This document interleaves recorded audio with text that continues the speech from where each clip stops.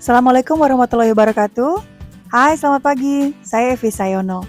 Di pagi hari ini, saya ingin melanjutkan bacaan buku saya yang berjudul Should I Stay or Should I Go? Surviving a Relationship with a Narcissist yang ditulis oleh Ramani Durvasula PhD.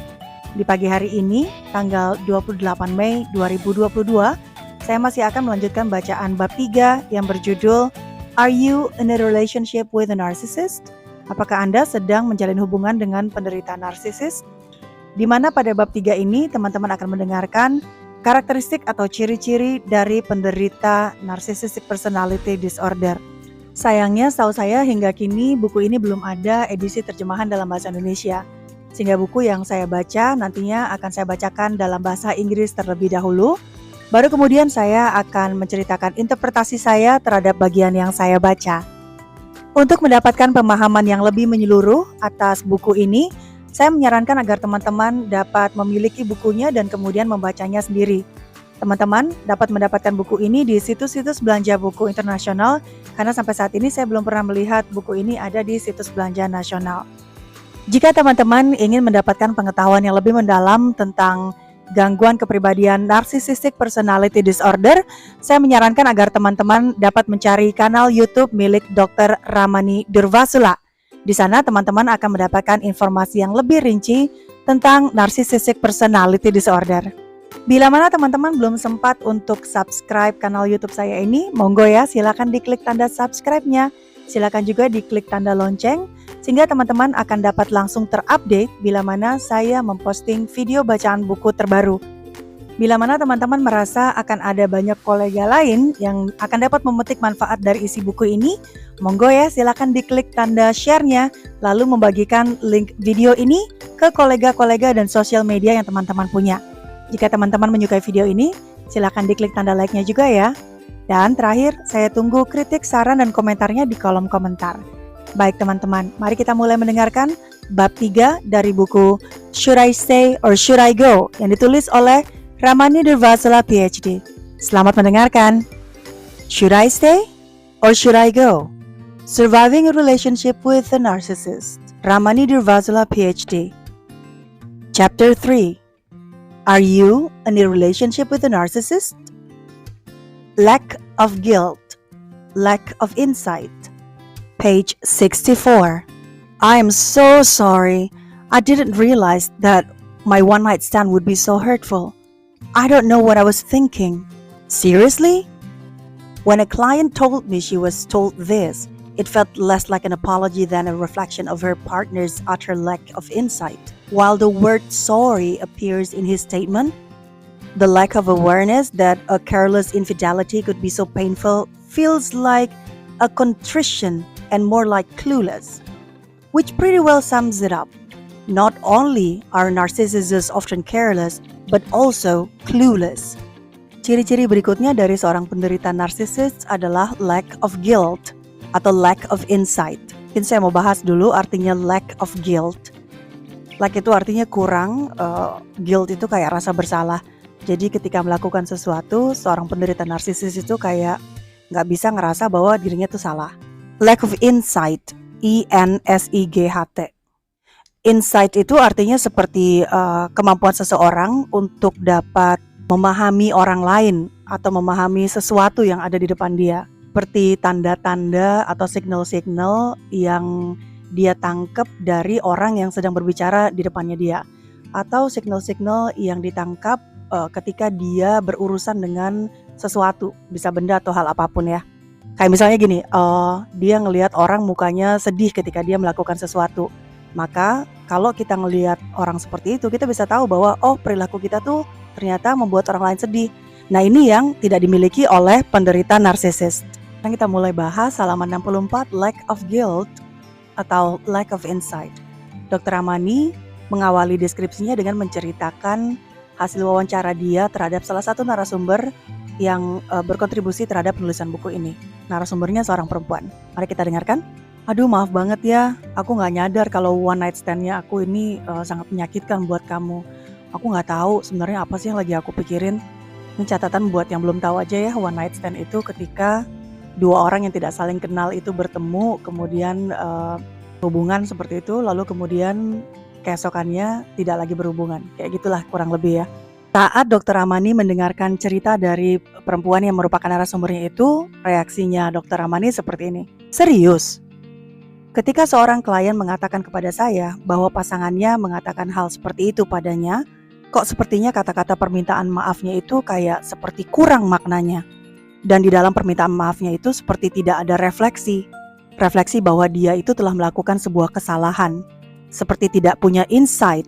Dia tidak mampu menangkap keresahan atau kesedihan dari pasangannya. Si lelaki yang menjadi pasangannya dari narasumbernya ini kok terasa seperti tidak punya awareness, tidak punya kesadaran bahwa perselingkuhan itu dapat membuat pasangan tetapnya menjadi merasa sedih dan menyakitkan. Harusnya ketika seseorang melakukan sebuah kesalahan, apalagi perselingkuhan, ini pelakunya akan merasa remorse, merasa salah banget dan seterusnya. Tapi tidak demikian halnya dengan si pasangan perempuan itu. Laki-laki ini seperti clueless, tidak punya petunjuk bahwa perselingkuhan itu menyakitkan. Ini dia nggak tahu si pasangannya yang narsisistik ini. Nah, ini bisa disimpulkan oleh Dr. Ramani bahwasanya narsisis itu careless. Careless itu mungkin bisa diartikan seperti sembarangan ya dengan perasaan orang lain, dan juga clueless, tidak bisa menangkap petunjuk-petunjuk yang dia lihat di sekelilingnya dia. Page 64, lack of guilt. Paragraph 2. Traditionally, lack of remorse or guilt are not part of the definition of a narcissistic personality disorder, but rather something more typically seen in psychopathic behavior as part of the dark triad. However, a general lack of insight into the hurt caused by their words and actions and an attendant lack of remorse or guilt are often observed. If they cannot genuinely get their heads around their misdeed, it is not likely that there will be an expression of guilt, or the apology does not really feel like an apology. Narcissists will often write off the psychological bumps and bruises suffered by those in their path as opportunity cost. If they get their needs met, they tend not to focus on the needs of hurts of others. Most of us are, for better or worse, wired for forgiveness. If narcissists do rapidly and repeatedly face consequences for their bad behavior, they may shape up a little bit. But our tendency to forgive, especially early in a relationship, can set precedent that can be nearly impossible to shift with a pathological narcissist. The proverbial, "I have created a monster." You didn't create it though. The monster was there all along. Dulunya ya, atau tradisionalnya, kelangkaan rasa bersalah ketika melakukan sebuah kesalahan itu bukanlah bagian dari definisi atas narcissistic personality disorder.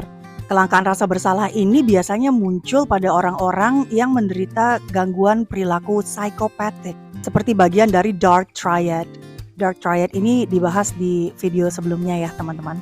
Namun demikian, setelah diamati, ternyata para penderita narcissistic personality disorder ini kok ya sama-sama tidak bisa memahami rasa sakit yang dialami oleh partnernya atau pasangannya. Meskipun rasa sakit ini adalah akibat atas perbuatan salahnya dia ke si partner atau pasangannya. Nah, ini ternyata sama dengan para penderita gangguan perilaku psikopatik. Mungkin teman-teman bisa browse sendiri di Google apa sih artinya psikopatik. Cuman kurang lebih perilaku psikopatik ini biasanya ada di kayak di film-film ya. Kalau kita ngelihat film-film tentang pembunuh berseri atau segala macam. Nah, ketika mereka melakukan sebuah kejahatan, mereka nggak punya rasa bersalah. Nah, kurang lebih perilaku ini ternyata muncul juga di orang-orang yang memiliki gangguan kepribadian narsisistik. Mungkin saya bisa salah, silakan browse sendiri arti dari psikopatik. Oke, kita lanjut. Nah, kalau misalnya seseorang atau penderita narsisistik ini tidak merasa bahwa apa yang dilakukannya adalah sebuah kesalahan dan menyakiti partnernya atau pasangannya, maka tentu saja perasaan atau rasa bersalah itu tidak akan muncul. Dan meskipun mereka meminta maaf, maka permintaan maafnya itu seperti tidak tulus, seperti bukan permintaan maaf. Penderita narsisis itu seperti sengaja menghilangkan, write off itu menghilangkan luka-luka psychological atau lebam-lebam secara psikologis yang mereka timbulkan setelah mereka melakukan sebuah kesalahan pada partnernya. Mereka menganggap, oh itu adalah suatu hal yang wajar, jadi nggak mungkin partnernya merasa terluka. Itu seperti dihilangkan oleh si narsisis. Pokoknya pada intinya ketika apa yang mereka butuhkan bisa terpenuhi, maka mereka biasanya tidak akan fokus pada apa yang dibutuhkan oleh orang lain untuk menyembuhkan luka-luka atau sakit secara emosional yang telah terjadi setelah si narsisis menyakiti mereka. Itu dihilangkan. Nah sayangnya, sebagian besar dari kita itu memiliki kemampuan untuk memaafkan yang memang seperti sudah wired atau tercipta di dalam diri kita. Kalau ada orang buat salah, kita lihat sisi lainnya, kemudian kita memaafkan. Ini sayang banget, terutama kalau kita sedang berhubungan dengan narsisis. Karena gini, misalnya gini ya, seorang narsisis itu melakukan sebuah kesalahan, tapi diulang kesalahannya terus-menerus. Nah, apabila kita memberikan konsekuensi terhadap kesalahan yang sudah dibuat, maka paling tidak kita bisa sedikit sekali membentuk perilakunya dia kemudian. Dia akan jadi tahu bahwa, oh saya salah. Nah itu bisa kalau kita memberikan konsekuensi terhadap kesalahan yang mereka buat. Tapi sayangnya kita punya tendensi untuk memaafkan. Apalagi kalau kita berada di awal-awal sebuah hubungan. Kalau misalkan si pasangannya berbuat salah, kita maafin. Lalu salah lagi, kita maafin lagi di awal-awal hubungan.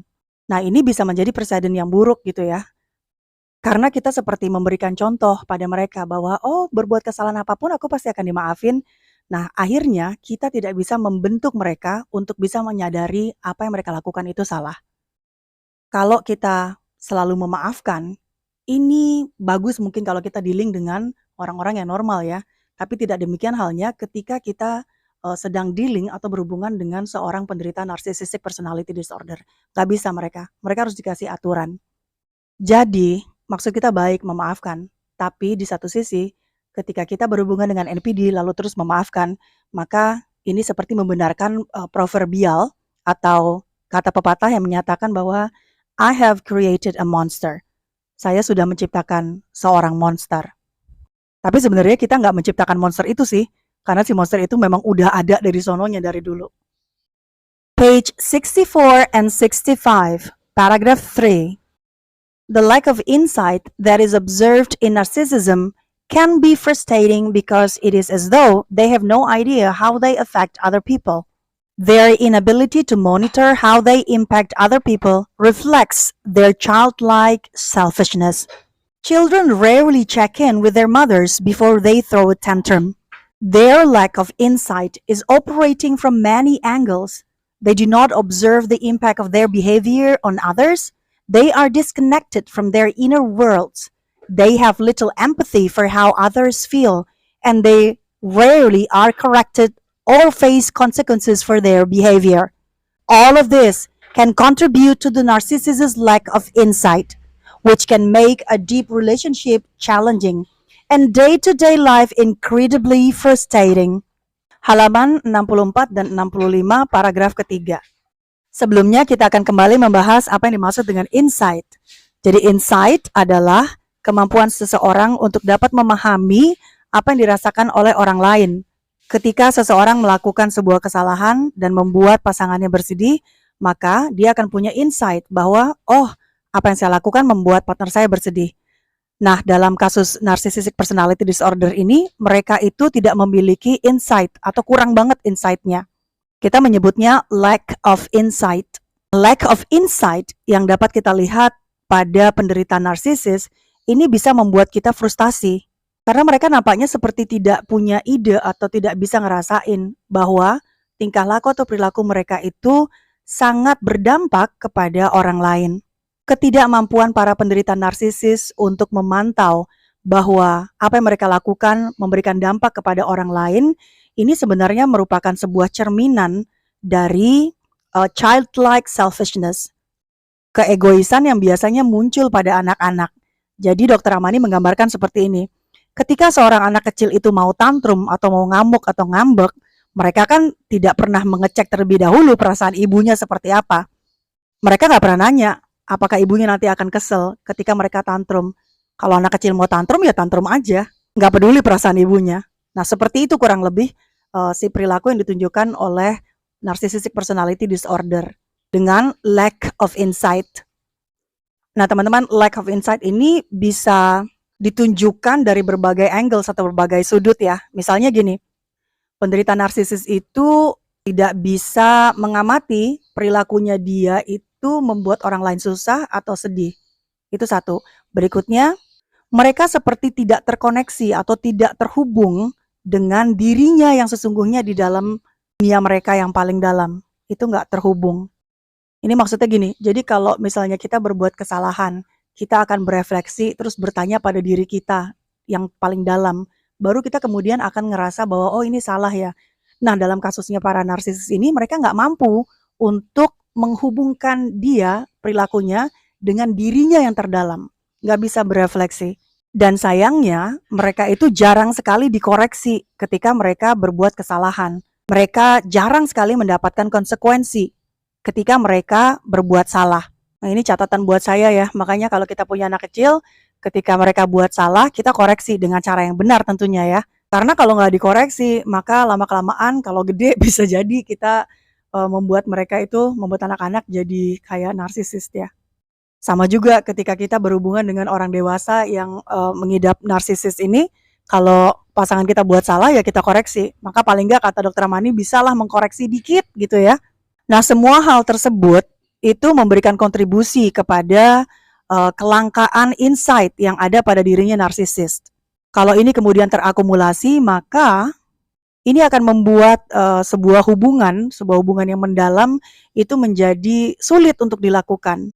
Dan kalau kita tinggal dengan pasangan kita, suami atau istri kita yang narsisis, ini akan membuat kehidupan hari demi hari itu akan frustrating atau membuat frustasi. Page 65. There is something chilling about someone doing something unkind or downright nasty and not feeling any remorse about it. In general, most people do feel badly when they do something wrong or hurtful. It is how our nervous systems are wired. With narcissists, it can sometimes be a matter of degree. They may be only mildly or insincerely apologetic for glaringly bad behavior. This can be destabilizing because you are feeling distressed and upset about something done to you by your partner, and he doesn't see it as a major transgression, or he believes that an apology cleans the slate. It adds to the sense of feeling as though you are losing your mind in the relationship, or that there is something wrong with you because you are blowing out of proportion, something that the other person does not see as a problem. 65. Kita sebagai orang normal mungkin ngelihatnya agak serem ya, ketika kita melihat seseorang melakukan sesuatu yang tidak baik atau jahat banget, lalu kemudian orang tersebut tidak merasa bersalah telah melakukan hal itu. Secara umum, setiap orang itu pasti akan merasa bersalah ketika mereka melakukan sesuatu yang tidak benar atau sesuatu yang menyakiti orang lain. Kenapa? Ya karena memang sistem syaraf kita memang sudah terbuatnya seperti itu. Namun tidak demikian halnya dengan para penderita narsisis. Keseriusan untuk meminta maaf tuh kayak ada derajatnya. Jadi misalnya dia berbuat suatu kesalahan yang besar banget sehingga sangat menyakiti partnernya, maka derajat minta maafnya ya hanya minta maaf secara ringan-ringan saja. Atau minta maaf tapi tidak sincere, tidak tulus minta maafnya.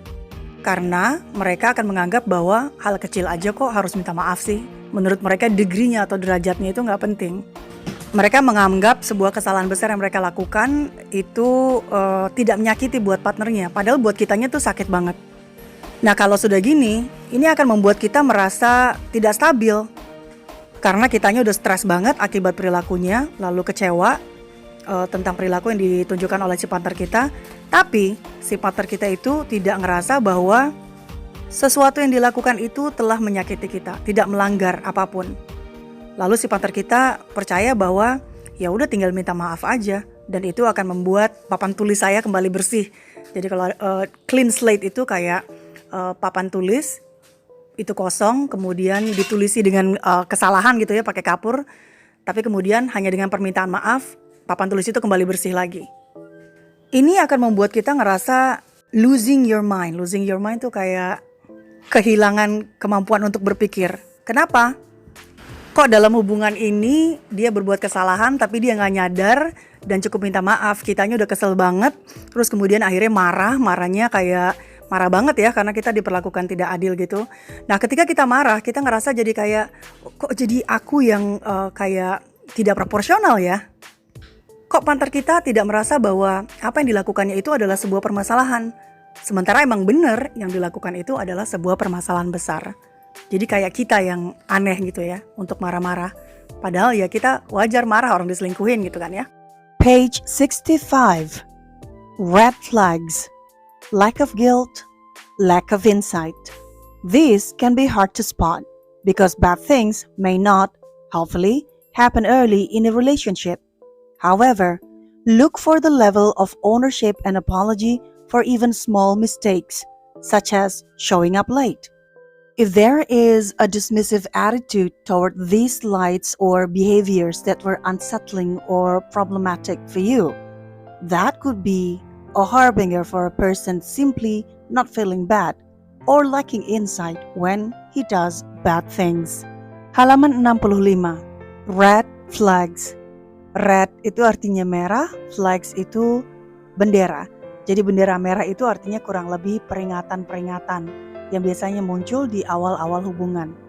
Nah, Dr. Amani menceritakan bahwa hal-hal berikut ini semestinya bisa menjadi red flags atau peringatan bahwa kita sedang dealing atau berhadapan dengan orang-orang yang tidak punya rasa bersalah atau tidak mampu untuk mengetahui, mendalami, atau memahami perasaan orang yang sedang berkomunikasi dengan mereka. Lack of insight atau lack of guilt ini biasanya agak sulit untuk bisa dideteksi di awal karena biasanya hal-hal buruk atau hal-hal yang gak ngenakin itu biasanya tidak pernah terjadi di awal-awal sebuah hubungan. Jadi misalnya gini, kita baru punya hubungan dengan seseorang gitu ya. Masa iya sih kita atau pasangan kita mau nunjukin yang jelek-jeleknya di awal? Kan jarang banget ya. Namun demikian, Dr. Amani menyarankan bahwa kita masih bisa tetap untuk mengamati ketika pasangan kita itu berbuat suatu kesalahan yang kecil misalnya, mau nggak pasangan kita atau calon pasangan kita ini minta maaf? Contohnya, kita janjian kemudian pasangan kita atau calon pasangan kita datang terlambat. Nah, itu mau nggak dia minta maaf? Dr. Amani juga mengatakan bahwa apabila pasangan kita tersebut seperti dismissive atau ngilang-ngilangin, nganggap nggak ada apabila dia berbuat kesalahannya dianggap nggak ada, jadi dia nggak perlu minta maaf. Nah, kalau di awal-awal udah ada tanda-tanda seperti itu, maka ini merupakan sebuah signal bahwa nantinya akan ada sesuatu yang lebih besar lagi. Misalnya, bahwasanya ada kesalahan yang akan lebih besar lagi terjadi dan dia tidak akan mau minta maaf. Nah, ini menunjukkan bahwa kita sedang dealing atau sedang berhadapan dengan orang yang lacking of insight atau lack of guilt. Oke, sebelum saya tutup mungkin beberapa hal yang kita bisa summarize atau ringkas adalah lack of guilt atau lack of insight adalah ketidakmampuan seseorang untuk bisa memahami perasaan orang lain. Ketidakmampuan seseorang untuk bisa memahami bahwa apa yang ia lakukan itu menyakiti orang lain. Baik teman-teman, saya akan mengakhiri bacaan saya di sore hari ini di bab 3 yang berjudul Are You in a Relationship with a Narcissist? Yang merupakan bagian dari sebuah buku yang berjudul Should I Stay or Should I Go? Surviving a Relationship with a Narcissist yang ditulis oleh Ramani Durvasula PhD. Terima kasih telah meluangkan waktunya untuk mendengarkan bacaan buku saya di sore hari ini. Sampai jumpa di lain kesempatan dalam bacaan buku berikutnya. Saya Evi Sayono. Dah.